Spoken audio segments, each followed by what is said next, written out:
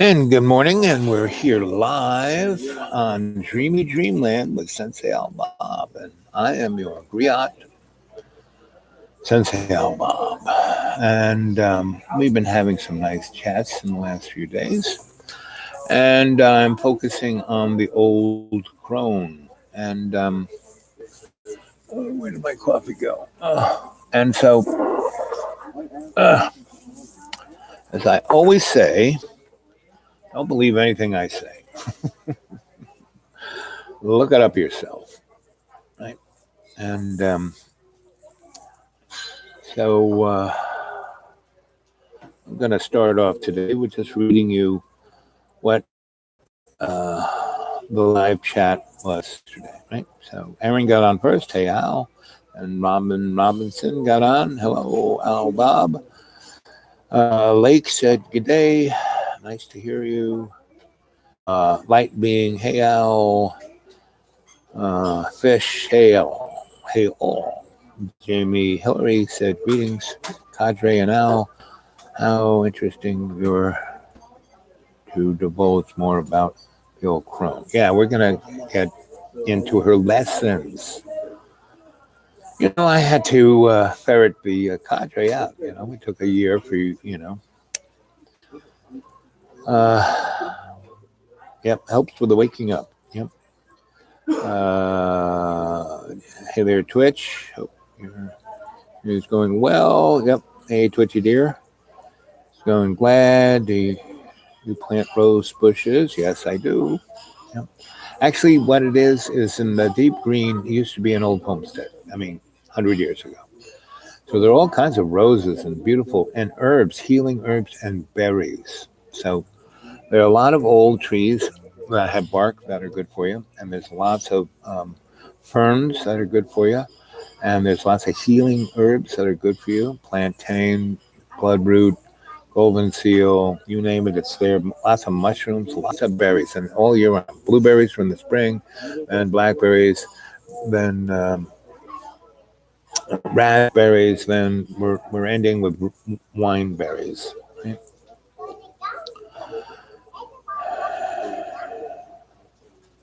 Of course, everyone who's come here is here to wake up, whether they do or not. Everyone on this planet, all our relations, we're meant to wake up because this is going to keep rolling along no matter how icky we make things. And every time it gets too icky, Sodom and Gomorrah, everyone was turned to salt. The big flood, the mud. There've been more than one flood. There's been lots of floods. Go look up the mud flood, right? See, Jamie says all one has to do is keep one's own heart clean, clear. Yep. And that's kind of the things that the old crone talked about, and that I'm going to talk about. Right? And Mayor Baba, everyone who is, I keep telling the story of Buddha on the side of the road, luminescence in state. I travel, well, man, you got, and Buddha goes, no. Well, man, what are you? Buddha answers, I'm awake. And that's what we're here to do, is come awake. Let's see, Aaron Chapman, last advent of the avatar, God in human form, what's known as the Awakener. Yep. I'm happy if he learned the power of attraction, right? Well, we all have, it's what attracts us, Things are always being attracted to us, and usually all the things that we whine about are the things we attract. That's why I try not to whine or complain or do anything, because you get that in double. Uh, let's see, buddy, much co-created love, Jamie Hiller. Let's see who's on. Let's see, Earth 4. Good morning, fish. Let's see. Any other interesting things we can hear? Yeah, pipelines have more cons than, I was talking about that. Hi, Jamie. Buddy, we have no children. It's an incarnation of a choice. Twitchy Santa Brother Bob. Yep. Greetings. Let's see.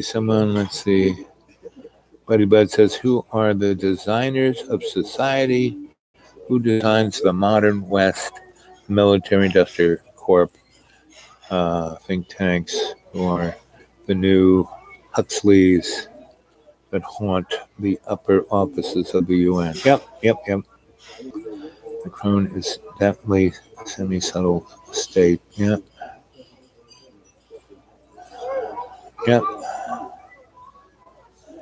Jamie, buddy, let's see. Buddy Bud, he's out of phase. Yep, out of phase. Yep.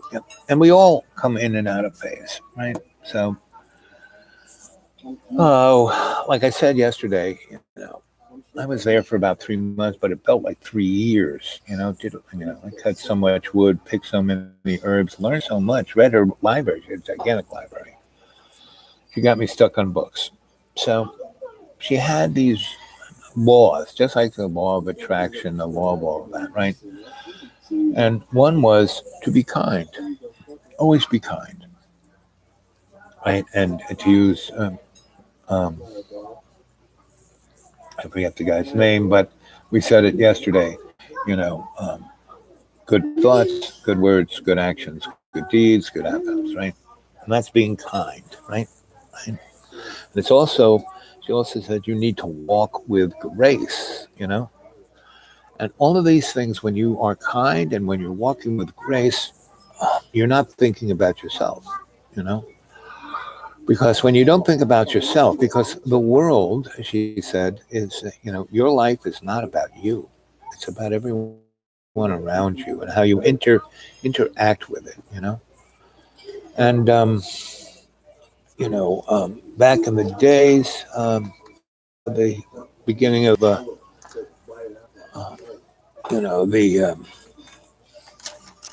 Hebrew nation, Elijah was told to go talk to God. And he went to the place he was told to, and the big noises and the burning bush and the flames, and there have been a lot of burning bushes. And those things were not talking to him, but a small, little, quiet voice out of the light and out of the noise was God's voice talking to him and giving him the rules of be kind, walk with grace, let go of the need to control, have faith in my love, love's co-creation. And the one thing that is needed within the construct of the material is strategy, which means you have to have an idea of what you have faith in, right? And to let things go and let them, love's will come to you, and then you serve it, right? You live through it, right? And so that's what we're here to do, right? So, but it's the powers, and so we used to sit around. There were a number of places we used to sit and talk. One was, and she had this great, I would call it a sitting room. It was like a ballroom, but it had really nice furniture all over. It had a big fireplace, and it was the dining room was like right over there, and the kitchen was behind that. So it was really easy to get something to nosh and walk out and kind of sit, just like when you go to your library, right? And you view your library. What's the first thing you walk into, and against that wall right in front of you is the the fireplace of eternity with the eternal flame there, right? And all the books around it, and then there's a really beautiful area to sit down and nice comfy chairs, and that's what she had. Fireplace with the blue flame burning, and that fireplace was one of those places of transportation. I mean, you could go, it was like going to a portal. I mean, when we went into the lodge, yes, there were the 9 doors, but they went to specific places. The fireplace, it's almost like straight up everything in Harry Potter. The woman who wrote that, she had a good handle on the esoteric and the occult. And And that's what gave the sensibility of Harry Potter to be real, is because she used real things, right? And so and that's part of the art of telling the story. Part of the great art is to use the things that you understand within the story context to bring forth that stuff you don't quite understand. So that's kind of where it is. So Buddy asked, who's making this world, right? Well, it's that movie, The Matrix. It's again, all these movies are really straight up about kind of what's going on and who's doing what. Captain America, the first one with Hail Hydra, in that little cube that went into other dimensions. It came from Thor's neck of the woods. All of that stuff is real. None of that's but the stuff that we see in our physical world, that's the illusion. The commercial, oh, you need these sneakers, you need these cool pants, you gotta have these shorts, you gotta have this haircut, you gotta look like this, you gotta lose weight, gotta. No, you don't need to do any of those things, because your little bag of water is irrelevant. It's just carrying the ability for you to experience. So your free willed consciousness can ascend to love's co-creation. But and you have as much time, reincarnation after reincarnation after reincarnation after reincarnation if you want to take that long, look how long it took us to dig out of the end of what was the Roman Empire. Was 900 years of the Dark Ages. We can have another one of those. Because you go to Egypt. When I was in Egypt looking at the pyramids, and I got to go past the satin rope, I got to look at things that most people don't get to look at. Hey, buddy, bud. Um, I could see that. They were all inside this gigantic pyramid were these gigantic rooms, and they had decorations and all things all over them. Some didn't have anything. If you sat there and meditated, those walls became movie screens. I mean, there's some really sophisticated technology. There was no, soot from people with torches doing the inside work. So they must have had electric lights. They found batteries there. They have found a lot of things that they just don't tell the general public. And then it kind of comes out in movies done by Spielberg and Lucas, and J.J. Abrams, And so we're given the side story just so we're prepared to accept things as they come along. And everything within this construct, like banking and government, it's irrelevant. It doesn't really serve the good of love's co-creation, but it does give grist to the mill of us being in the sandbox to learn about who and what we are. And so the more we realize that we are spiritual beings in a non-linear illusion of a physical world, the quicker we will ascend and get to that point of where we want to be for whatever amount of time, of a non-existent time. And so when people die, I've died enough to see the general storyline. You have your little life relive. You kind of get the understanding of what you did right, what you did wrong, what you should work on. And if you can, at that instant, let go, well, then you can move up right then and there. You don't have to go and reincarnate another life to relive the same thing you just lived the last 20 lives, And that's, and the learning of it can be like that. And us all going back home to love's co-creation is just like that. Doesn't have to, it's lasted so far, something like 16 billion years. But within the construct or realization of, love's co-creation, that's like not even a blink of an eye, so because there is no time. Forever is forever, right? So, and we are forever, right? Because we are constructed from love's co-creation. We are love's co-creation, right? So the old crone in the evenings, instead of going, we would sit by the pond during the day. When we would have our chores, and I would go up and do stuff and do this and do that. And then there were things we did together, right? And so she could show me and teach me, how to make, extracts and potions and things of that nature. Um, I couldn't just get it from the book. She really had to kind of like move, just like artificial intelligence. We kind of move the first time it through it, give it the rules, and then let it, practice. And so this one AI, it was given the rules of Go, and within a week, it was the best Go player on the planet. And no one, they didn't teach it. They didn't even show it other, people doing it or give it books to read on this master. It just gave them the rules, and it just played like 1,000 games an hour, a million games in a week, and bingo, they. So that's us. We are that artificial intelligence, and that movie, The Matrix, really kind of shows it, especially the last movie where, um, you know, Neon goes after the architect, and he gets there and realizes that the architect is just one side of what the oracle was. And at the end of the movie, the oracle and the architect are sitting on the park bench, and the sun is clearing through those dark clouds, and it's like they've had so much sex together they don't even need to have sex anymore. They're just smoking a cigarette, sharing a cigarette together, and basically saying, "Well, how long do you think it's going to last?" It's like that's really all we have to do is serve love's co-creation. Think. Be kind. Think of the. Have empathy. Think of the other person. Don't always think about yourself. Don't think that people are picking on you.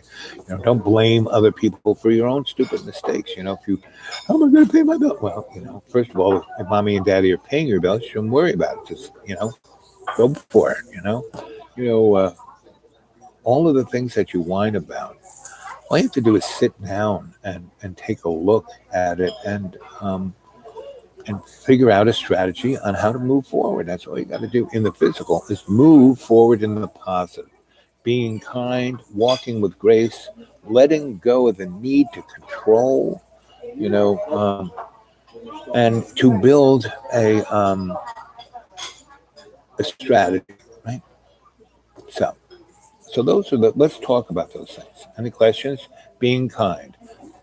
Any insights? Anything you want to chat about being kind or walking with grace? What does that mean?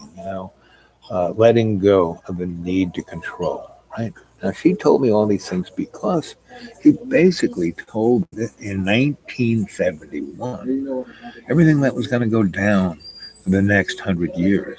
And she said, "Well, there's real choice. There are these nexuses, right?"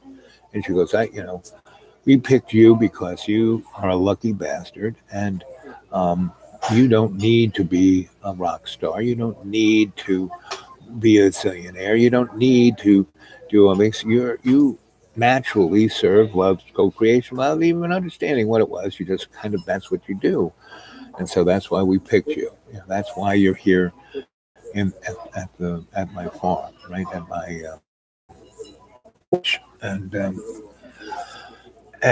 you know you and I will have a forever relationship, but I won't always be around you, but I'll always be there, just as love is always watching out for you, and no matter, as long as you can let go, no matter how things don't look too cool, they'll be okay. Like this weekend when I went to Roanoke, right? I didn't have any of the stuff I fell into planned. I just was going there to get my medical things taken care of.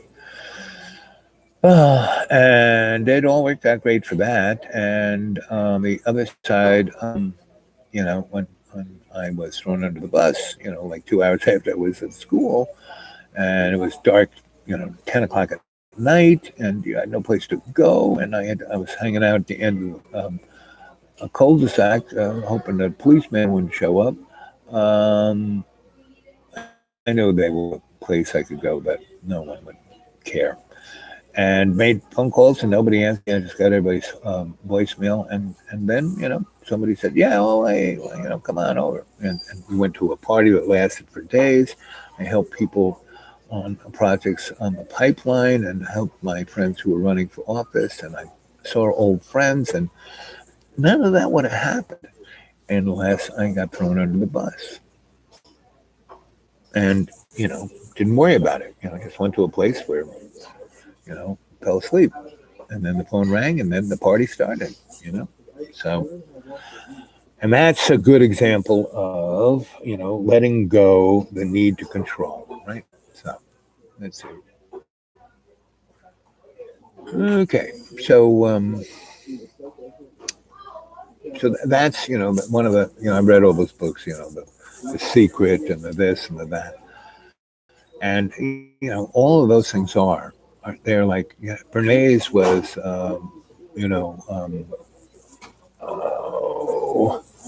who's the guy who said everything, the psychologist Freud Bernays was Freud's nephew, and Bernays was really well paid to take psychologic concepts and turn them into mind control, basically advertising. And what advertising, but basically propaganda. And that's, what has stirred since the Civil War. The realization that trauma gives the controller the ability to manipulate the mind of those who are traumatized, right? That's why we have these really horrific wars, because it enables us to traumatize the masses, and why we construct our social, political, economic things in conflict, right? Democrats against Republicans, blah, blah. Instead of us working together, we're supposed to freaking together, to build this world. Not, the separation of the poor and the rich is just getting wider and wider and wider, and that what that is doing is there's two things. There is rate and mass. And mass is always kind of hidden because the rate of increase, the rate of inflation, the rate of this, the rate of that, the rate of, everyone's talking about, the rate of our use of carbon is going up exponentially. Well, freaking it's not so much what we're going to use, it's what we've already used. And what we've already used is like off the hook. And the '08 collapse caused the largest carbon footprint because '08 collapse happens. Our economy gets chopped, down by 70%, right? And then all of the controls that were put on after the 1929 collapse were taken away by Bill Clinton. And so the mess was really bad. So the government, us, the taxpayer, had to pay the bankers off. And they made trillions. And they took that money and they build new highways, new roads, any of that? No. They lented it to corporations who bought their stock back, so their stock went up. So the stock market went up, but the economy didn't get fixed. The potholes didn't get fixed. And that is the mass, right? So the mass of the problem just got bigger, and the mass of the disparities of wealth just got bigger, and that's math. No one talks about the mass. So China, right? It was making all its buck on making stuff for us, and we were the thing. So when we went belly up, nobody bought any more stuff. So tremendous mass of production, right? And Marx said wealth is manufactured by labor, right? So they had all this labor. Also said you got to keep those guys busy, or that's the sure sign of collapse. So what do? They took all of their mass of production and they did not have a single mile of high-speed rail. Within 5 years, they had almost 200,000 miles of fast speed rail, and they've pushed all the spider webs of mass speed rail all over China out into all other countries, into India, into Europe, into South Asia, and they're just pushing that mass of production. And then they're turning all those other places, Vietnam, Cambodia, all of those kind of places within that web into the workers, and they are becoming the high end. They have this 2025 plan where they want to be king of Silicon Valley, and they are, right. And Donald Trump has done a great service to them because he's speeding the demise of the United States' collapse, and he's increasing their increase into the new king of the hill. Now, one of the things, so they, Donnie's all upset about, we're buying all the stuff from them, and they're not buying that much from us. But what they do from us, and what they've been paid off for all that stuff you buy at Walmart, is they basically get paid with, treasury notes, which are basically toilet paper, useless, except once they come to maturity, you can sign them and say, hey, I want my gold back, right? Well, 3/4 of the $700 trillion worth of, they have more than 60% of all the treasury notes in the whole planet from the United States. So a third of that, which is about, I don't know, 40, 50 times what our GDP is worth, they could ask for it today. And when they're ready, they're going to do that. And that'll be the end of us. That will be the end of the only thing keeping us afloat is that the dollar is the euro, it's the petrodollar. And they are building a whole new economy motif. And that's why moron boy of Facebook wants to have his own money in Facebook. Right? Well, forget that. The Chinese have gone so far past that they have this thing called the social economic credit, right? So everyone in China who's in a city or near a TV camera, they have over 7 billion TV cameras plugged into facial recognition. And so they are just looking at what everyone's doing. And if you're being a good goobie, you can on a train, you can get on an airplane, you can go buy yourself an Xbox. The more stuff that you don't package your garbage right, you jaywalk, you had an argument with your neighbor, you get negative marks. You get enough negative marks, you can't take the train, can't take the bus, you got to walk, they take your bicycle away from you. So that is the world we're heading for, right? Planetary. And it's all being connected to, see, all the neoliberals, they don't give two hoots about, the neoliberals of the United States, of Canada, of France, of Germany, of any of these countries. They don't care about their own country because they're wired into this planetary Hail Hydra thing going on. The term the hidden hand from, the old crone, She told me about the, I keep using these terms: hidden hand, powers that shouldn't be, and sock puppets. Those are her terms, right? And she told them to me in 71. She told me all of this stuff that I'm telling you right now. This is coming out of the mouth of the old crone. I'm just, I'm her, I'm her adept. I'm her Padawan. So I'm just passing on what she told me. And we've already hit all and every benchmark she told me about, exactly what she's talking about. Now, the person I was talking about who wrote the book about 2012 was a guy named Whitley Strieber. And his first book was about abductions, alien abductions, right? So go look up Whitley Strieber and look for 2012 and read that book because it's exactly what she was talking about that was going to happen between 2035 and 2060. So go read that book. Or go watch yesterday's chat because I basically gave the thumbnail of the whole story. So, remember to go look at the past shows. There's a lot of stuff. We've gone past 700 shows. We got a lot of stuff up there.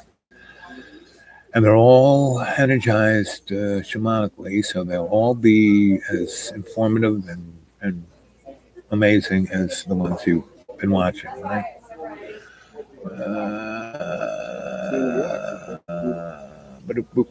So let's go back to be kind, walk with grace, let go of the need to control, and develop a strategy. Right? And what are my three rules for that? Doctor, do no harm. Don't get involved unless you're there to protect the innocent and you have a valid exit strategy. And the third one is, you know,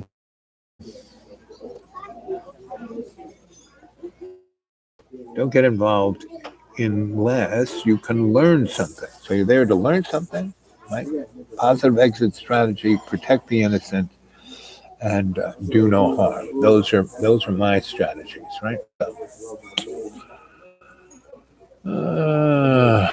So yeah, 700 shows, more than right. I started this May of 2018, May 8th, and between May 8th and now, I've done more than 700 shows. Are and the ones I like best are the ones I did guided meditations and took you places. And each of these um, live shows are a guided meditation. I'm taking you a place. If you were to breathe that 20% in and be in that state, which you already are, because you're my cadre. You're the adepts. You are the chorus. So soon as the little bell rings and you show up here, you're ready for class. So I know that. So it's not like you have to do any specific. You know. So, but I would love it if you would reply, give a response. At the end of the show, there's a place where you can make little comments. It'd be nice to hear from you on there. Even though I see over here, I'm talking more about maybe somewhere between 8 and 20 people are on the live chat for each of these shows, right? But there's about 40 people. When I go look at the statistics, it shows me that, on the average, 40 people are watching, right? So if you guys are too shy to go on a live chat and just sing in the chorus, that's fine. But you can leave a little comment down below, right, in the comment section. That would be nice. And thumbs up. Hey, come on, let's get a few more of those thumbs up and subscribe. Go see if you're still subscribed, because this thing takes people out. Go get other people to subscribe. Let's build up cadre a little bit. So it's a beautiful day today. It's going to be mid 80s.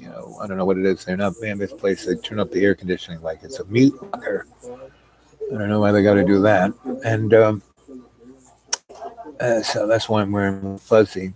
And I just got back to the deep green, and I have to go get a few eggs and things like that at Walmart. And if you go to the Dollar Tree, get some matches and a few other things, little scrubbies. I need some scrubbies, and because the frigging those raccoons, I don't, I got stuff everywhere. They only go after the weirdest stuff, take it out, and they took all of my little scrubbies out of the bag, about 6 of them, and took them apart. Just kind of.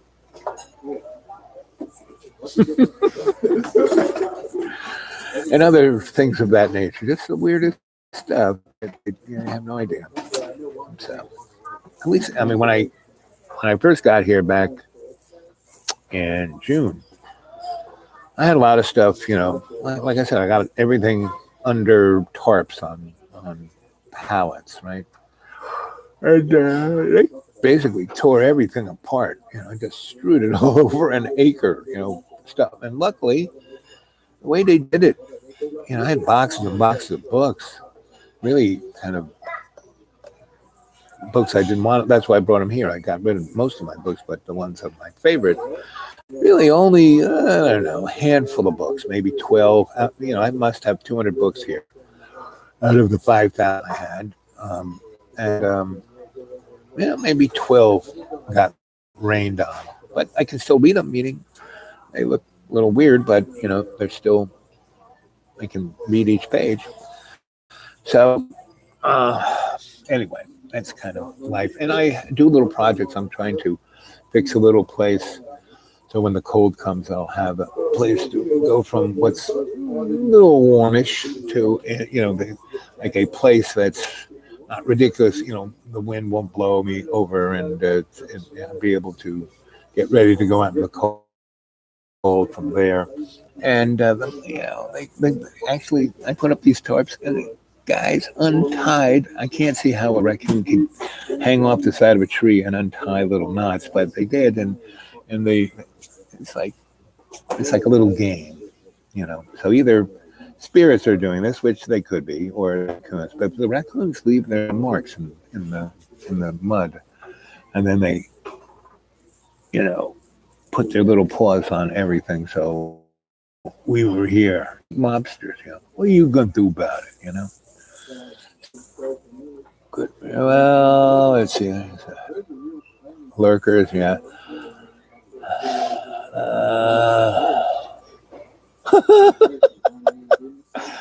Well, we'll just hide that one. Montezo YouTube. Yeah. It's kind of. See you later, buddy. Okay. Okay. Let's see. To hide you. Okay, get rid of that guy.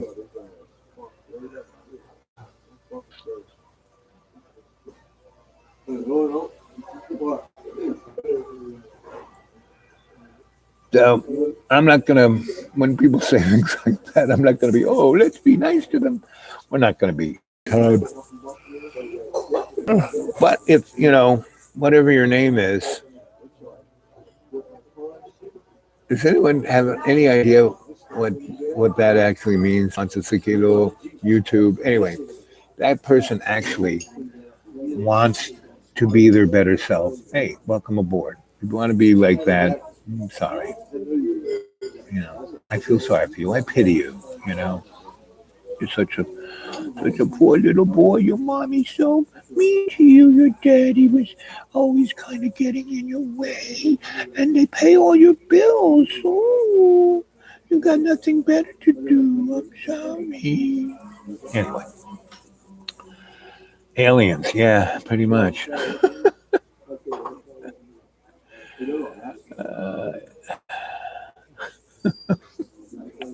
So back to the be kind, walk with grace, let go of the need to control, and get a strategy. So what are your so Bud? What's your strategy? What kind of strategies do you use?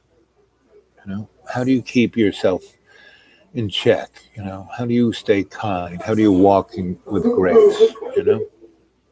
How do you let go the need to control? I mean, that's one of my big things to let. I mean, I never needed to control. It was just that I could be impatient, right? Self forgiveness, yes, very good. I like that.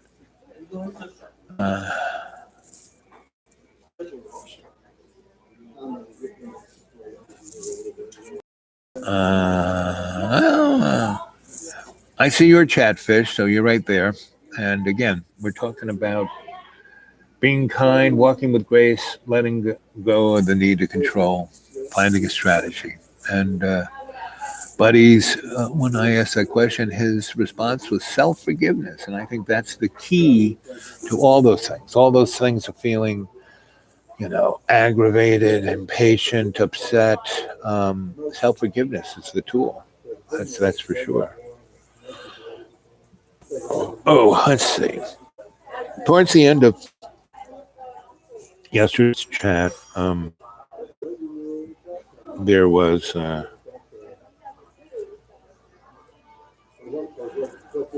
a lot of good responses. Let's see.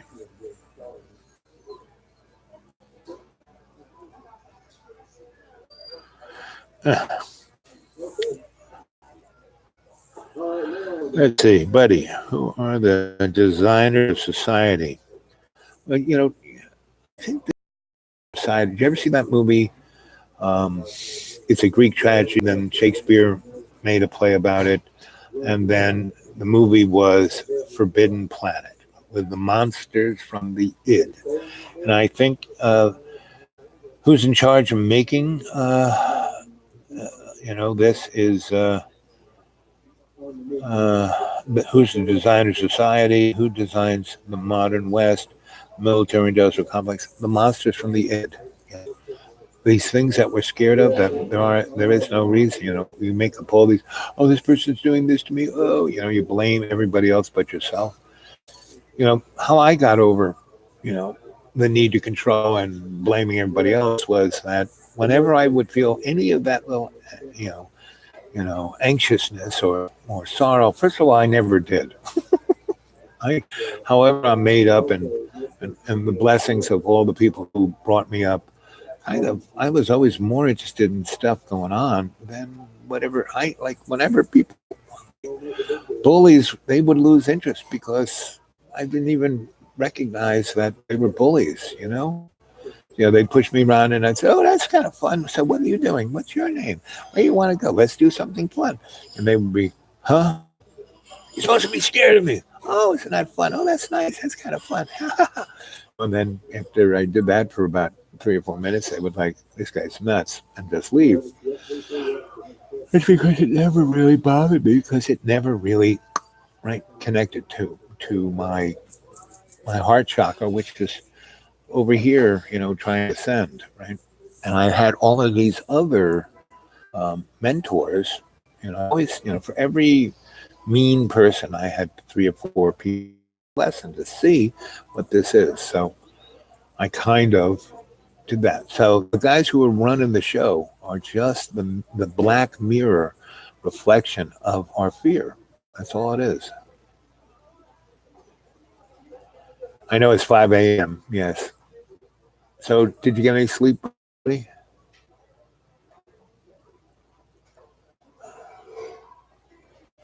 Yeah, the soundtrack of Forbidden Planet was it was all electronics, theremins and all kinds of, and these guys made all kinds of gizmos to make that sound. Because they were sound engineers and not the guys, they had to give them an alternative little golden statue, right, for the movie because they couldn't get, the thing for the music because the musicians and the musicians use that's not music, so they had to give them a different thing, a little sleep. Yeah, well, sleep's important, gang. I mean, out here in the deep green, one of the great things is go to sleep dark 30 around sometime between 8 and 11, depends on what's on the skip. And I have no TV, no nothing, no DVDs. So I got nothing to distract me. I write, I write a little bit in the morning, a little bit at night. And like I said, whatever on the skip, I get a little bit of radio, a little bit of 2, 3 stations on the FM. But after 9, I skip and I listen to radio from Toronto to Mexico City, from Alaska to Ireland, and other things bounce in and out from other even further away. So that's the only kind of thing I get, and that's kind of fun. But I usually go to sleep by 11, and I sleep until the sun comes up around 6. So I get to sleep from 11 to 6, and I meditate before I go to sleep, and I meditate when I wake up. So it's pretty good. And like today, because this was the second night I slept in the deep green, I have to reacclimate myself to. I'm kind of high up in the air here, and there are all a bunch of things that are different from Virginia. So I know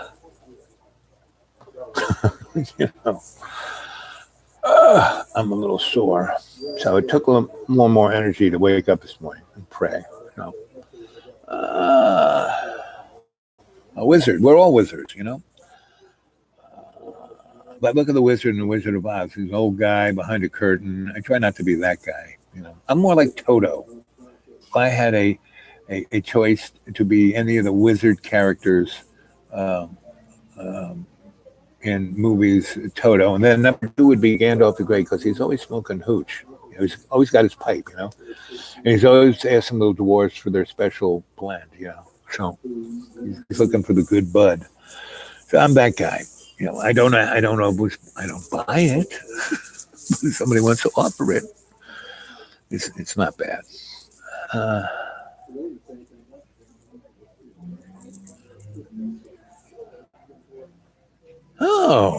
that is excellent.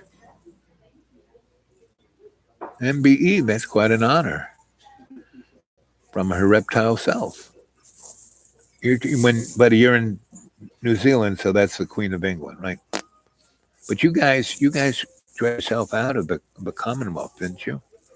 You're pretty much just waving at the Queen. You're really not, you know, bending over like all those people in Australia.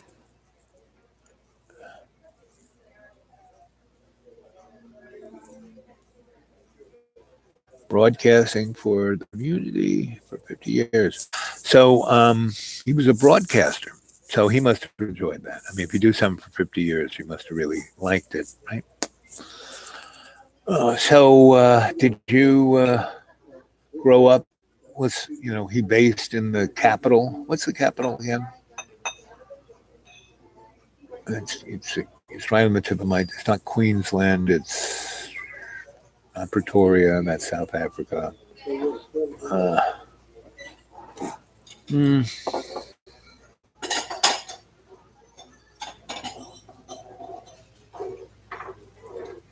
yes, the Queen is more than a rapist.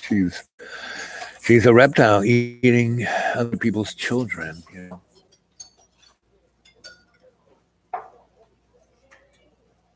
Oh, that's really pretty. So, are you in near the mountains, or in the plains, or on the coast? Because I was just there for a short period of time, and I saw a lot of it really quick.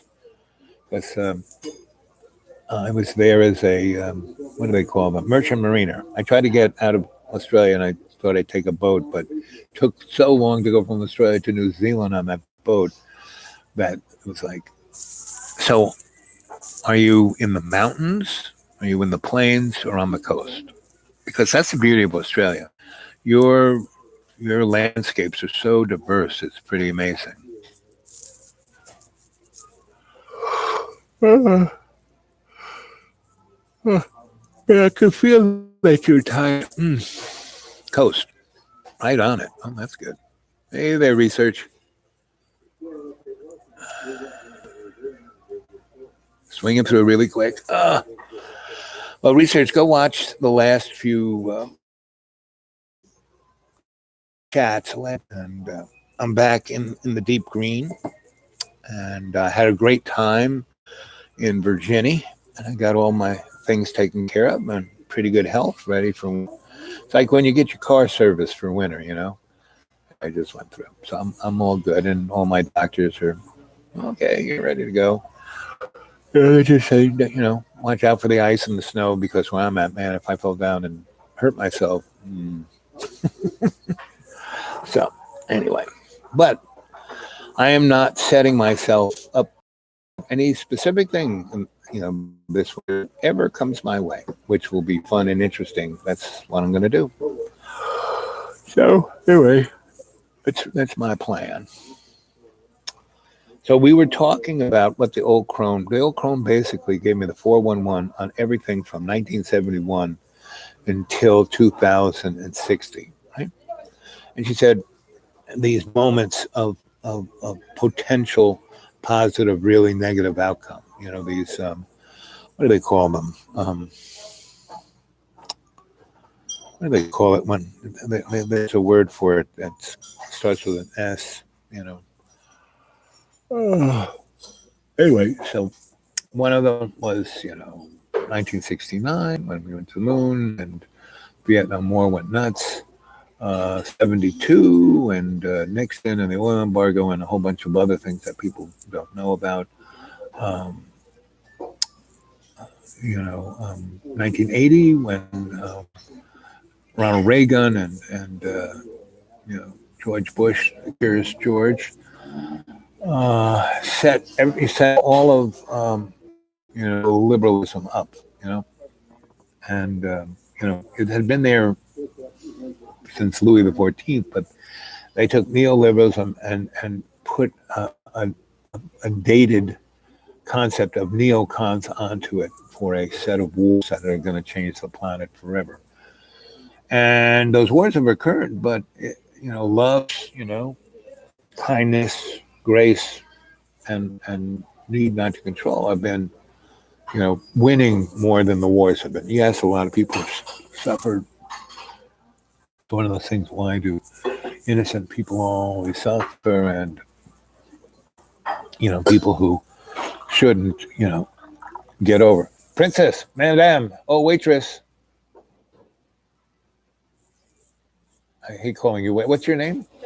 Jessica. If I could have more coffee, please. Anyway, yeah, I got a wood stove. I mean, I can stay warm, but wood stove means you got to chop wood and move it here to there to that to do it.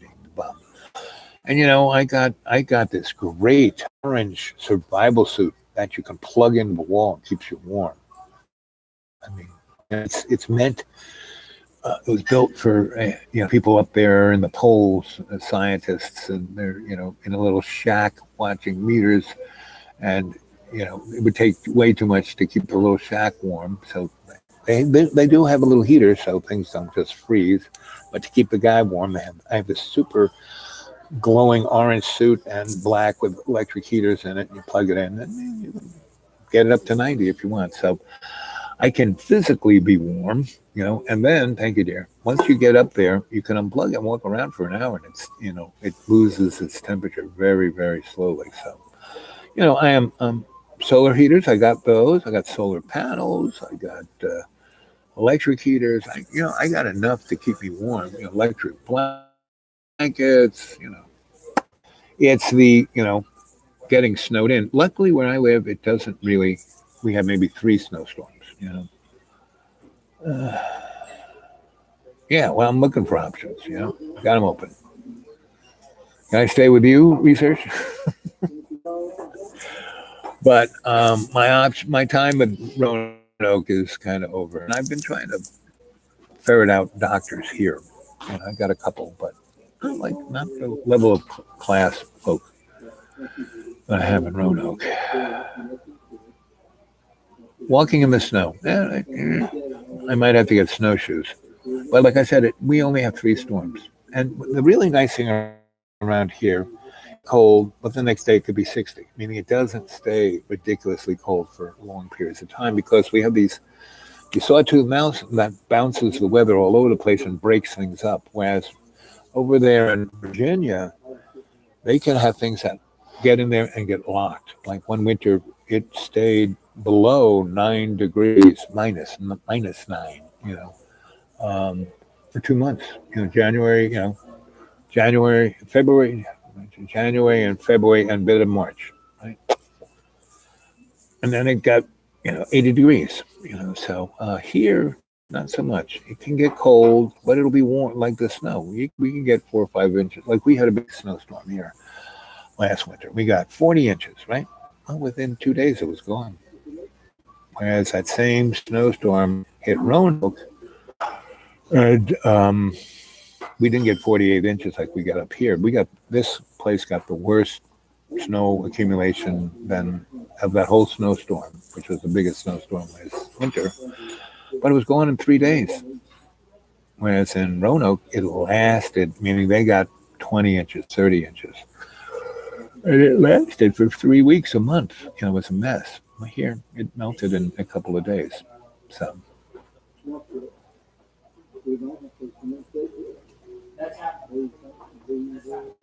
Well, buddy, actually, what's beautiful about where I am, there's so much wood on the floor of the. I just have to walk around and pick that up. I don't have to cut it. I don't have to. And a few trees fell down and just missed my friends who cut it all up for me and split it all up for me And I got about 2 quarts still left, and that was 2 years ago. So I got a lot of wood. Like I said, it's amazing how much is just on the ground. And the last winter I spent here, I was in better shape. It was a good 10 years ago. I basically ate everything out of the woods, and things grew here in the woods wintertime. So it's like, you know, it's all good, right? Arr. So, but I am putting out in the universe that I love being here now. I love, I spent pretty much March, April, from May until today. I've been here most of the time, and I've been in Roanoke maybe 2.5 weeks, 3 weeks. From all that from May till today, I've been in there 2 or 3, maybe 3 weeks, maybe a month, if, but more like 3 weeks, and very scattered, or maybe just a week. I got there Thursday and left Wednesday, So, um, and my host of my canary in a coal mine host at the school could only stand me being at the school. He said, "Oh, I want you here. I miss you." Blah blah blah, and he only let me stay there for 2 hours. But it was great because the fact that he got rid of me opened the door for me to go to a party that lasted 3 days. It was the best party I've been to in at least 20 years, at least, if not 30. And this one was because it lasted 3 days, and the host was very well to do. So they got a big, gigantic, space age wedding tent, put a stage. I helped them, light it up, and we had rock and roll and amazing food for 3 days. And we danced and did ceremony, and we talked about all, because these were mostly people who were socially conscious.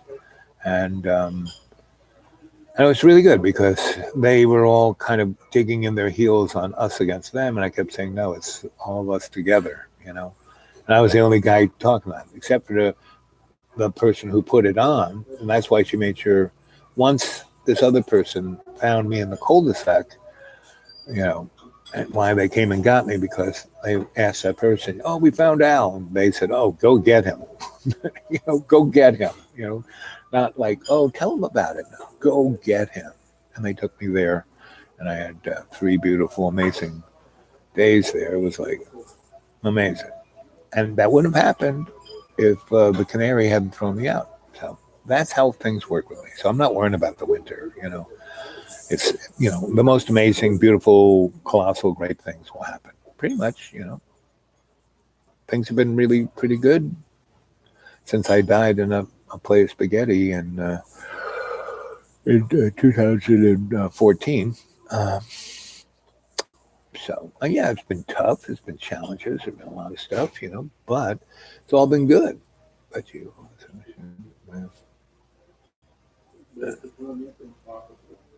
yeah, and that's why I'm not going to be there.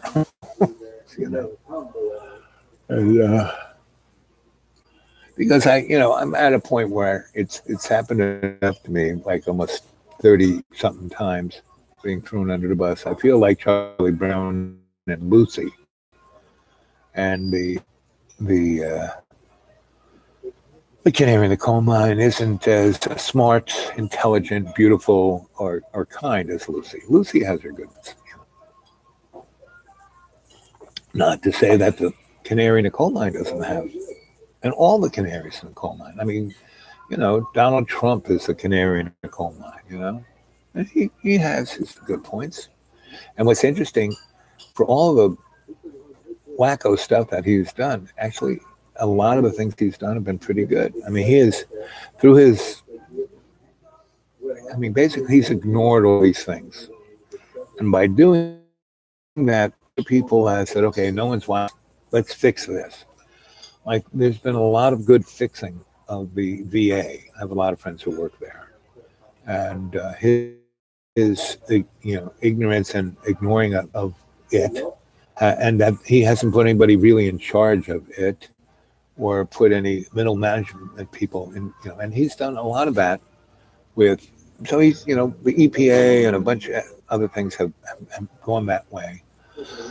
But in a way, those things are good because on the backside, things will get better.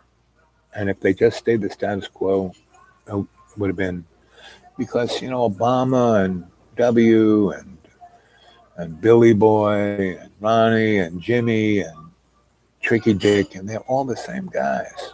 You know, they're put there by the hidden hand. They aren't put there by fate. We are put here by fate, and fate is faith's cousin. And God gives us this experience, and what we give to God is what we do with our life, right? And so instead of expecting other people to take care of you or take care of it, you have to be able to navigate. And navigate means, Freud said, whenever you do the same thing over and over and over again, you expect a different outcome. You're fucking nuts. Excuse my French, little android. But so the thing is to take, okay, that didn't work. I'll learn from that. I'll do it differently now, right? And also go for the gusto. A thing comes your way and it's like going like this, but right about here, you go, okay, I'm going to jump on the bus, take the ride, see what happens. Oh, but it'll take me away from this. Well, that's probably good. I don't know what it's going to be like. That's probably good. Oh, I won't be able to control it at all. That's probably good.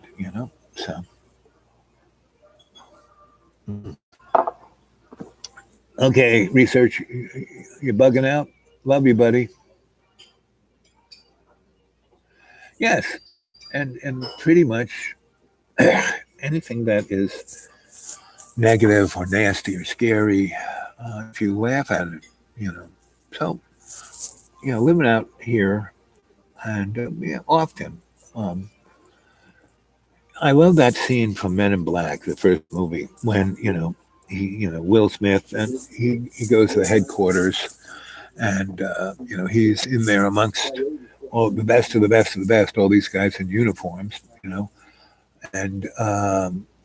he's in his speedos and his Jordans and his kicks and he's got his sweatshirt tied around his waist, and and there's that scene where they go into the simulation, right? And they all got their 9mm, and all these monsters jump out at them, and all those guys, it's just flashing of gunfire, boom, boom, boom, boom, and all the monsters have holes in their head, and Will Smith blows the brains of a little girl off, right?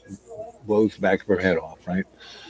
Anyway, so the head guy goes, so tell me, Will, why did you have to, or Jay, or whatever his name is, why did you have to blow little Susie Q's brains out when there are all these monsters rolling around? He goes, well, I looked at that monster, and he's hanging from the lamppost, and all he's doing is chin-ups. Look at it. Look, he's working out. He's getting buff. Then this other guy who's snarling, and he's got a hanky, and he's got a drippy nose. He's got a cold. Of course, I'd be upset too. And this guy had that. But little Susie Q over here, she had these books about astrophysics and how to make, death weapons, and she was up to no good. So I blew her brains out. And so whenever I see, the darkness trying to scare me, I just have to laugh. Like, if you go look at that chat we did a couple of nights ago, where I'm totally in the dark. Well, it starts out, I'm in my friend's little cabin out in the middle of the woods in Virginia, and it's about 7 o'clock. The sun, is setting, and so the light is coming through the skylight and the windows, and I'm illuminated really good. But slowly it goes to dark 30, and all you see is the screen of this laptop in my glasses. I'm just like a blackness, and at a certain point, a whole bunch of spirits came in and were like sitting next to me and poking me and just trying to like scare me. And the first one who snuck up, it kind of. And I was like, oh, okay, so that's what's going on. And the little dog, Opie, he was totally freaked. I mean, he was so freaked that he didn't bark. Normally he barks at everything, but he was like under a pillow, right? And they kept kicking the pillow around, and he was like freaking out. And he ran outside, and he started to bark, and there were other weirdness out there, very weird. I wasn't out there to protect him. So he came back and got like behind me in the couch, so he couldn't see it. He was like hiding. His best thing to do is see them for what they are and laugh at them, you know. Uh, I have a tiny home built. I have my garage. That's a tiny home. It's being out in I'm in a place, I am in the middle of a 200 square miles of the most amazing Appalachian poverty. You see all those photographs by what's her name, who was in the CCC. She's world famous for taking pictures of all the poor people in Appalachia. Well, that's what I'm surrounded by. I mean, 2 hours away, a lady's got 5 or 6 kids. They all have extended bellies, like starving kids in Africa. There is no health care. And I have to drive either 30 miles to Boone here, or 50 miles to Johnson City, and they're not, or I have to drive 200 miles to Virginia, where I have really good health care. I got it wired in. They all take care of me. The other guys around here, like I just tried to get a flu shot. They wanted, I went to the health department and they wanted $60 because I didn't have, Medicare Part B, And my diabetic medicine here, where I get it in Virginia, I get my diabetic medicine, my eye medicine, my high blood pressure medicine, and my little test strips and my pokey things. I get 90 days worth of all of that for $10.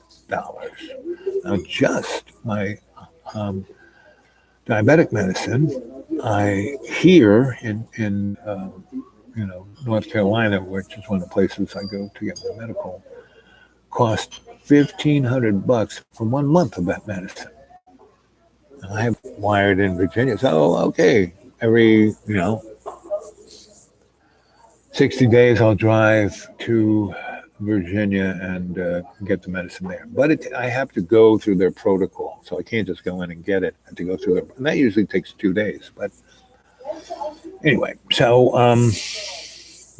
these are all things you got to live with. And that's all I do is live with them. It's not a big deal. What I really would love, what I'm trying to work on, is to have somebody who wants to have some fun and take a road trip through the United States and go visit town, to be the Dharmas of 2019 and 2020, and do the same thing that, Allen Ginsberg and Kerouac and all of those guys did, and have a good time, and we can do that, just anybody who wants to, who's got a car that works pretty good, a little bigger than, a Volkswagen Bug, put 3 or 4 people in, and we could go to colleges and just cruise in and spend a day or two to get people going, wow, these guys are great. And then we go to the student activity guy who's looking to spend the money and say, hey, listen, we'll put on a show for you for a week for 5, 10, whatever you want to pay us, more than $5,000, and you also put us up someplace and feed us, and we will leave your school better than we found it, right? So, that's what I would love to do, and that would be the kicking off of the traveling video art circus. That's what I would love to do, because survival, I got that down. Wherever I am, I'm cool. It's not a problem. Yep, exactly. Let's see. Walgreens, yeah, Walgreens. It's CVS. They wanted $1,500, and so if the nonprofit medical folks who take care of me in Virginia can give me all that medicine for 90 days for $10, that means that's all that Walgreens and CVS are paying, and then they're getting over on, because most people have insurance. The insurance pays it. CVS takes half, and they give the other half back to the insurance company, and that's just gravy for the insurance company. Anyway, And this whole thing with Donnie's little phone call and blah blah blah. You know, all the things they don't want to be talking about guns. They don't want to be talking about healthcare. They don't want to be talking about any of the things that they should be talking about. And so and they're letting go of things on the backside of this in a way that you know, and it's just sad how all of this stuff is going down right in front of our face. I mean, go read about the French Revolution. It's just kind of the same thing that's going on right here.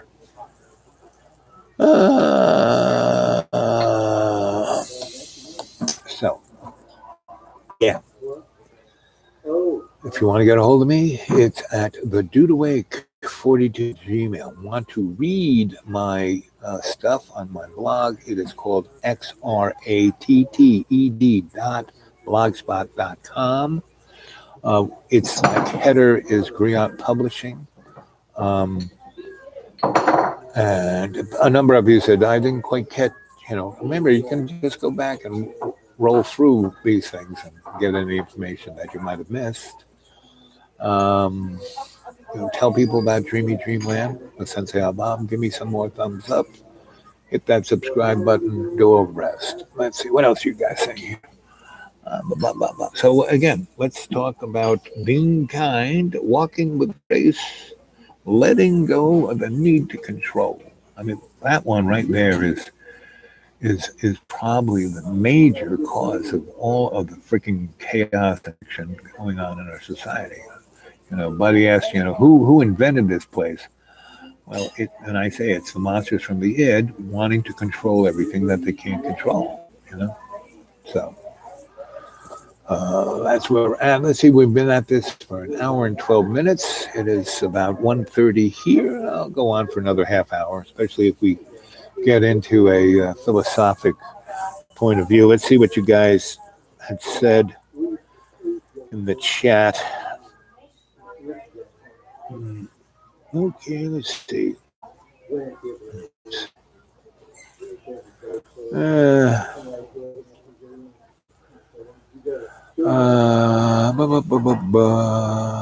see.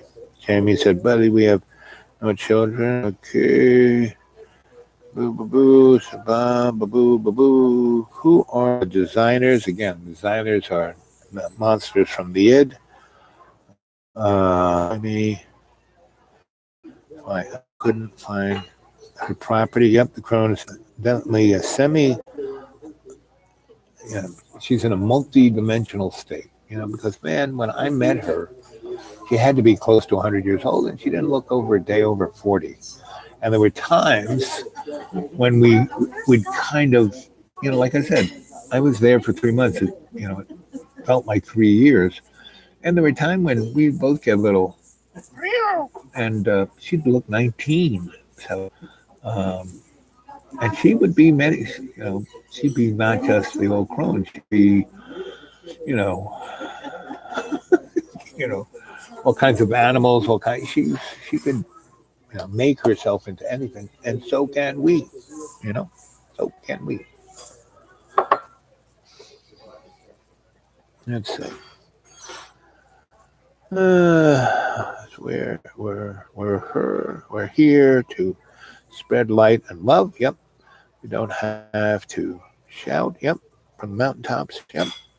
But just affect those in our lives through our example. We are the pebble in the pond that makes those little waves. And it's through our example, with our good thoughts, our good words, our good actions, which lead to good deeds, which lead to good outcomes.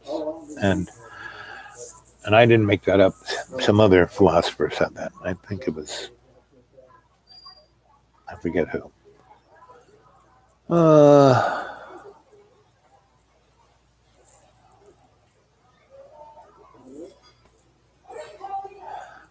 Well, I met her at Trinity, and I've told that story many times. I was sent there from, again, I was studying theater at Hofstra and at Juilliard, and the lady who was in charge of both of those, Marion Tulin, the first semester I was going gangbusters, but then all the teachers got jealous because I was you know, they were teaching. I was actually doing it on Broadway in New York City, building nightclubs and blah blah blah.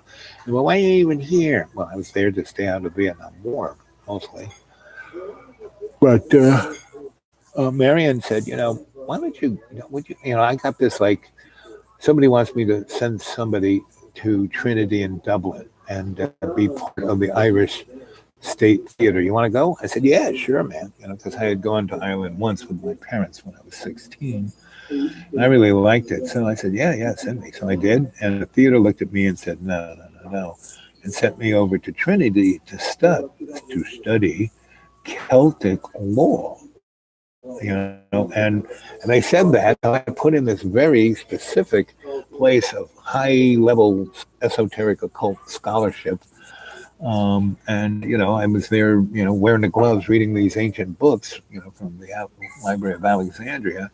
And that's when they gave me Archie because he was the weirdest guy, but the most brilliant guy. That's why he had a chair, and he was, everyone was like, he once spoke about, aliens made us, and he did it in 1912, way before the ancient alien kids. And he did all the homework too. And he came from Scotland, so he had this really long. His mother and his grandfather on his mother's side, and all of that were all like related to Merlin. So this guy had some real juice in him, and he met the old crone at Oxford, and she was already old.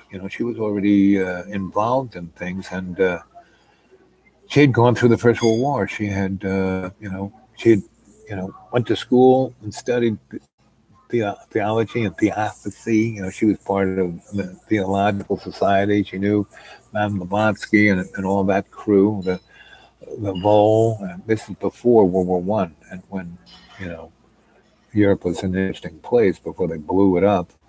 And so they World War One happens, and she had gone to school. She was going to school to be a doctor, again at Oxford, and she had gone through medical school, but she hadn't become a doctor. So she became an ambulance driver, and was doing surgery. She had seen World War One in the bloodiest, and then she came back and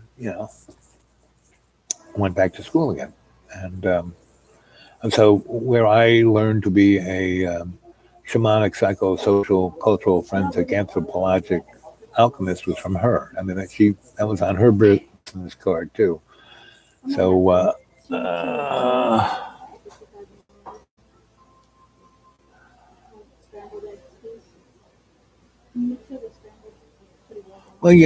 it's interesting. Since I've been up all summer, I've fallen down 6 times. Things happen in six to me. And, I've studied martial arts. I studied Aikido. And so Aikido is all about moving energy fluidly, right? And so as soon as I start to fall, I slow things way down and I look about, where's the rock? Where should I not fall? And I kind of roll into it. So 6 times so far, I've fallen down. And the last time I fell down, this should have killed me. I went to a place I need something done to my car that my holler mechanic can't do. So I went down into Johnson City, and my holler mechanic said, go to that guy. He's most righteous mechanic down in town. And I went down there. Oh, there he is. I pulled over, and I went to go through the front door, and it said, watch your, big letters, watch your step. Well, it was a step up to the door, and then you walked into a darkened kind of room, and one little foggy fluorescent light, and I was wearing my sunglasses. And I stepped, and the step that sign was talking about wasn't the one walking into the door, it was the one walking out the door, because once you walk through the door, there was a good 8 inches down to a little step that then went down another 8 inches to a concrete floor. So I stepped through it, and I missed the little step entirely, and just, wow! So I fell 16 inches, and I fell through the door and flew, and I slowed it down and going, what the fuck?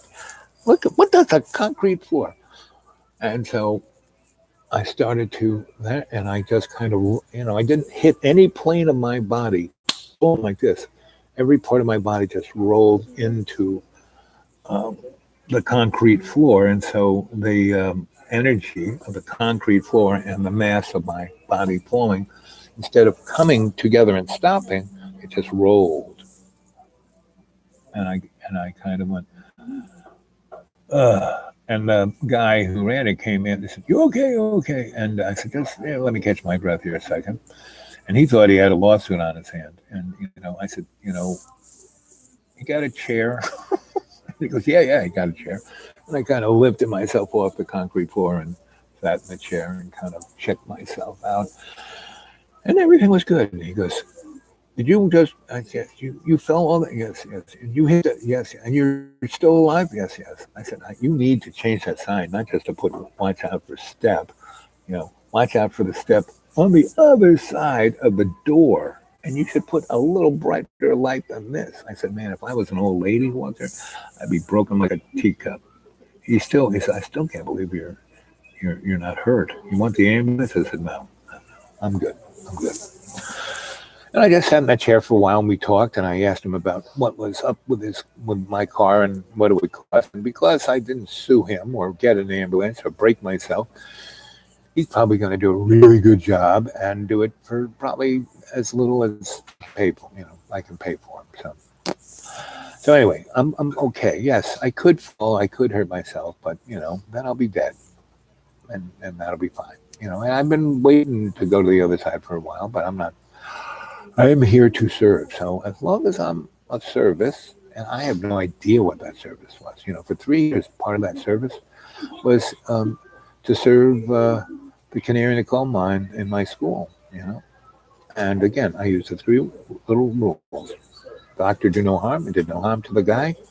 Don't get involved without having a exit strategy that helps save the innocents, and don't get involved unless you can learn something. Well, I learned a lot. It was very good for me. And it wasn't the fact that I had a place to stay, because he threw me out so many times. I never had a place to stay for any specifically long time. Yeah, a week or two, or here, maybe a month, maybe a month and a week. But at some point, and every time he threw me out, I had an amazing adventure. So that's what I was, and I helped a ton of other people, right? And I thought by doing that, I was giving the canary a good example that if he even did a tenth of what I was doing in helping others, he would have a happy life. Because that's the key to happiness, is helping others, not helping yourself. Help yourself. My dad had this thing where he wanted to be a millionaire. So he did everything. He spent all his energy to be a millionaire, right? And he was a millionaire, but he spent all his money to put up the facade of being a millionaire, right? Well, I knew guys who were billionaires, and they had an old car. They didn't have a chauffeur. They didn't have any of the trappings of richness. Somewhat they did, but mostly they didn't, because they didn't want it, right? And so my dad, not so much. So all the places he lived after he got out of the Air Force were real. Once he got in the flow of the cash, he skated communities with the golf course and the this and the that, and he's very. My dad. One of the good things about my dad was he was very much, even though he was really buttoned up on the inside. On the outside, he was very gregarious, and everyone liked hanging out with him. And he was Mr. Good Times, and I have a lot of that of him. My social skills come from my dad, because I used to hang out with him. I was the only kid who, didn't get, I didn't show back in the family. My grandma took me away at birth, and I came back at 7. So that area that I could have been really damaged by my parents' nuttiness and my family's, whatever, I didn't have. So I was kind of like, I was already a firmly cooked cookie, so I was good to go. So when I was like 6 to about 9, once I got beat up by this nun and I didn't stay in school, and I was, hanging out with these Maryknoll priests, and they, I was getting like, 40, and they were such scholars and really just It's not like they made me do anything. They just made it so I could do it. Right? And all the issues I had, they understood, and then said, instead of us trying to, take, here you are in a round circle, and we won't take you into a square. No, we're just going to let you be that circle and figure out how to negotiate. So they taught me how to navigate, how to deal with all the stuff that mostly, and one of the things was to not, if a bully tries to bully you, just ignore it. I mean, really ignore it to the point where they don't exist. And so I had all that great training. And then between, 6 and 9, my dad took me, he had this suit for me. Like I said, I look like that little monkey that wears the red coat and has the symbols and goes, kick, kick. That was me. I was a little peanut. And I'd go around with my dad and I'd see all the stuff, where we ate, what he did, blah, blah, blah, how we interacted. And, and that was his cross to bear, to be a millionaire. And until the day he died, he was doing that. And he died right when the '08 crash happened. And it was like, just, all his investments went to zero. And, he was living in these gated communities where when he moved into them, he was the first guy in there, they had these fees, right? Well, when he first got there, the fees were like $200 or $300 a month, right? Well, by the time '08 rolled around, they were $20,000 a month because everybody was a millionaire, and 20,000, not a big deal. But my dad, after losing everything in '08, he kind of went nuts. So, when he died, there was really nothing there for us. My rest of my siblings, so my dad would have, when I die, you'll all be millionaires. Not really. So that's been my observational thing. So if you're all, if you're always wanting to be that millionaire, always, well, no, I live like a millionaire. I don't have to be one, And I like the universe, bring me the ice cream cone. I don't have to go looking for it. All I have to do is make sure I use my gifts for the betterment of everybody else, all my relations. And then the universe takes care of me. Not a problem. Boo, boo, boo, boo. Around that area, but haven't been to his place. Yeah, Fish lives in Tennessee, actually. Just down the road from me. He's probably, Fish, what do you think it is? 100 miles from where you are to Johnson City, give or take, right? Just up 40 to 26. I mean, 40 to 81 and then down 26. And I'm about 50 miles to Johnson City. So, but if we had a straight line from where you are to me, it's probably 70 miles. It's just the way the roads go.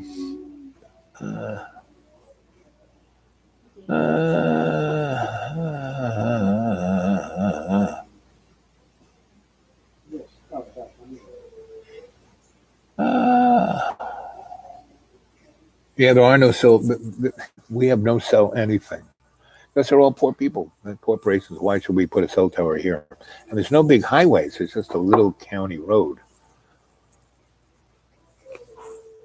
And even satellite phones don't work because it's a sawtooth mountain, meaning satellites aren't like up there. They're like there. So you need to hit the horizon. So anyway, it's all good for me. And it's like I said, it's 90 degrees or 80 degrees out there now. And it's supposed to be that way for the next 2 weeks. And for myself, I don't really look any farther ahead than that. So, and in about 2 weeks, give or take, maybe 3, maybe who knows, I'm going to go down to Asheville and visit because. So I've been here. My big excuse to not visit Asheville for the last, since 1999, where he said, "Oh, I'm not there. I'm just passing through." Right. So I'd never, I'd stay here in the deep green for a week or two, and all my busy friends down there. Oh no, yeah. How about in a month? And I said, no, I'll be there. But now that I'm here all the time, I'm going to go down there for Halloween. Halloween's always a gas in Asheville, so I'm going to probably say get a friend of mine. I have a lot of friends, so I don't have to stick in anyone's couch. So. And so that's what I'm doing around Halloween time is go to Asheville and have a good time. Anyway, and there's all kinds of things happening. So who knows what I'll get sucked into to go do. I mean, there are a lot of things up in. I have this one friend who's running for office in Virginia, and I slept on her couch, and she has lots of spiders, and I got bit up bad by spiders, and in one night, right, and it bit me. I woke up and I looked. I said, "My God, what the heck? You got bed bugs?" And I looked at the bites. I said, "No, they're freaking spiders." I said, "You have spiders," and she said, "No, I don't." And so I took her couch apart, and there was like a nest, like. And she like went to get the spray. I said, no, we're not going to do that. And so I talked to the spiders, and one of them was like, Charlotte. And I said, listen, baby, you don't want to eat me anymore. So we're going to take you out. We're going to take the whole couch outside, right? That'll leave enough space for her to go get the bed that's in her garage and put it there, and I'll sleep on that nice bed instead of that couch. And so that's what we did. And I cleaned out the whole little corner of whatever might have been left and cleaned it up good and washed it and soaked it and vacuumed it and put the bed there and then slept 2 more nights. It was very nice. But I mean, I got bit by a black widow spider, right? And my whole arm was black and blue. Let's see, today is Friday. Well, I got it Friday. So a week ago, this was all unbelievably nasty. And see what you can do with meditation?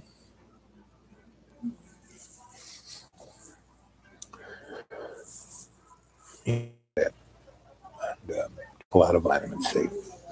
And that's, I got this one, I got 3 on each leg of the double bite thing, and I got a couple in my neck. Now, it should have, I got bit so much that it should have put me in the hospital. But this is all that's left. The other ones on my legs are gone. This was the worst. And you can do that too. My blood sugar, so I've been eating pancakes, and usually when I go outside of my drinking bark and eating grass zone, and I go someplace for, a week of, being fed by other people who aren't thinking about me having diabetes, my blood sugar can get up to somewhere between 130 and 170, but it hasn't been above 120. I went to that part, those 3 days of parties. Well, that was pretty good food. They had a lot of vegan food, a lot of that, but boy, they had a baker there who was baking right there out in the woods, and they were making this apple bread that was like to die for. This chocolate cake was like the best I've ever had. And they were doing it, basically over a fire, in Dutch ovens. Anyway, so, but instead of eating a whole tray of that, I just had one and ate it slowly because I have no teeth. So I was eating with these people, and they started out with breakfast. A couple hours later, they had lunch, and then it was dinner. And by the time they were having dinner and finishing that, I was still working on my breakfast, So I eat very, very, very slowly because I don't have teeth to chew it. So I put the food in my mouth, and I do that, and it is known as mastication, where all the fluids of your mouth and your gut get into the food and start breaking it down. You're supposed to eat that way. That's why they say chew it 20 times. Not because you're chewing it down, it's because it gets all the juices going, right? So, right? And once it gets to the point where I'm almost drinking my food, so that's why I can't eat steak. I can't do that with steak. Chicken, yes, and chicken I can kind of tear it up and eat it. Fish, anything kind of mushy-ish, I can eat, right? So anyway, well, they work everywhere, but like I said, most places aren't sawtooth mountains. Mountains that are lumpy, yes, because at some point you're hitting, because they're not above you, they are right on the horizon. That's how they can do the geosynchronous thing. Anyway, at least that's what's been told to me. but there are no cell towers around me, so there is. I got to drive 20 miles to make the phone call. So, whereas I can drive 10, 12 miles to use the general store has pretty good Wi-Fi. So anyway, so that's where we're at. It's 1 hour 35 minutes. It's almost 2 o'clock. I got some errands to run. Um, so if we want to, if anyone has any real on the you know, the laws of the old crone, the rules, be kind, walk with grace, let go of the need to control, create your own strategy, right? So if anyone has anything that on that, I will continue talking. But if not, I will say good night, uh, Lucy. Uh, anyway, so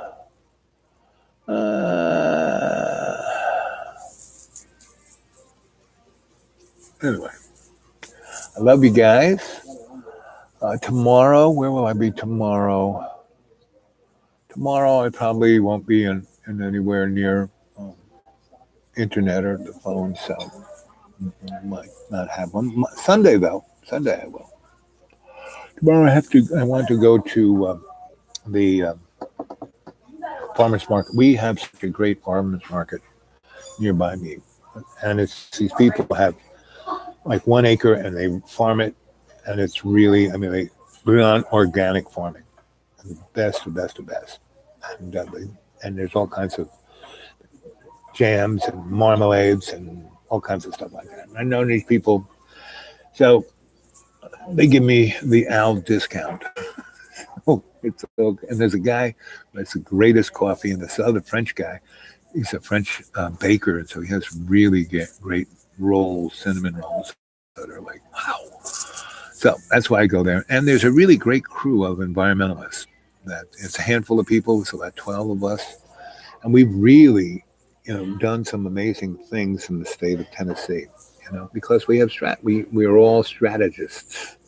We figure out what's the worst thing on, and who's doing what, who's making the money, where their corporate, linchpin is, who's the politician we have to go lean on.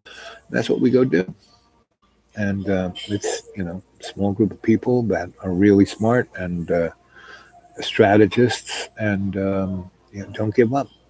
And so as soon as we show up, I've been involved with these guys 12 years. They've been doing it 20 or longer.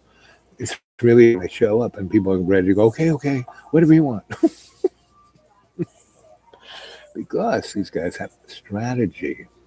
And they like me because that's my thing. And they all, there's 12 of them, they all have their own little niche, and they all have their own little, and I call it prejudice, but their own opinion of stuff. And I'm the one guy who doesn't have an opinion on anything, an opinion on everything.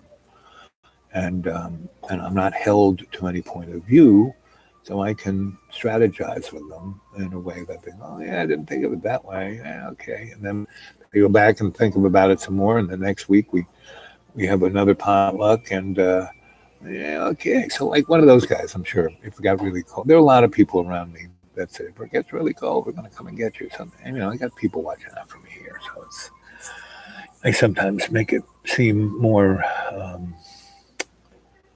I always try to, it's always to me really great, but it's not like the school. It was almost too easy. I walked out of the car, walked 3 feet to the front door on a flat plane, didn't have to walk up anything. But that's why I'm in pretty good shape this summer. My garage, my bus, and my little box are all about a football field away from each other. But I've been on this property 20 years, and when I first got it, I had money and I had an excavator, and he like everything is flat. There are no lumpiness. There is no twigs or rocks or things to make me twist my leg. So it's actually, so I have to walk up and down and up and down and up and down. And up. I live in my own stairmaster, which is probably why I'm in such good shape right now. All my doctors have, especially my bone doctor and my podiatrist, said that My legs haven't looked stronger ever, in the last 7 years. So, you know, sweetheart, can I ask a favor of you?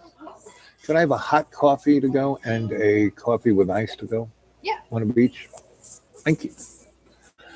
So anyway, I'm getting ready to leave, and all is good. And so remember to thumbs up, subscribe, get other people on the Dreamy Dreamland train with Sensei Al Bob, and go to my XRATTED if you haven't, and read my stuff. I love feedback on it. And anybody who wants to come and get me, and we start this. I mean, just take one person and put. They had pretty good car. Don't even have a lot of money. We'll make that as we go along, and you know that would be good to do this one. Just kind of head down south. One place I would like to go, if anyone wants to go, is I'd like to go to Puerto Rico. I think they could really. It's been totally decimated. No one's done anything. They just basically patch it together. This is the time to go to Puerto Rico to help those folks. But it would be a great opportunity. We could do anything. There are nobody to say, "Oh no, you have to fit this coat or do this or wear that jacket or look like this." No, we could do anything. And people who are there now, they are the survivors. They are the people who couldn't hack it have left. So this is the time to be there. This is a time. Hey, did you want vanilla or mocha? No, no, no, no, no. Just Regular? coffee, the same kind of coffee that's in this thing. Oh, okay. They give you a coffee to go. That's what I want. Okay. Right. So a hot one and one with ice cubes. That's all. Well, you might just bring me the cup of the ice cube and I'll empty my coffee into it. She's a newbie. So I mean that would be something. Any of you, if you've got yourself a crappy job at Sears or Walmart's and you really don't have a reason to stay where you are, you could get that same Walmart's job. That's the beauty of going to Puerto Rico. It's America. You wouldn't have to, no passport, no nothing, just the $125 airplane ride from Miami to there. That's it. And we go from there. Right? Especially any of you out there watching this, if you have family in Puerto Rico and you want to go be with them, let's go. Let's start up the school there. Let's get the band. A lot of people playing music there. So that's what I'm talking about. That's what I'm talking about. So I love you guys. You all stay well. Think about all the stuff we've talked about so far. And probably Sunday will be our next little point of reference. Okay? Okay. Boop-a-doop-boop-boo. Let's see. Oh, there it is. 143.43. I love it when a plane comes together.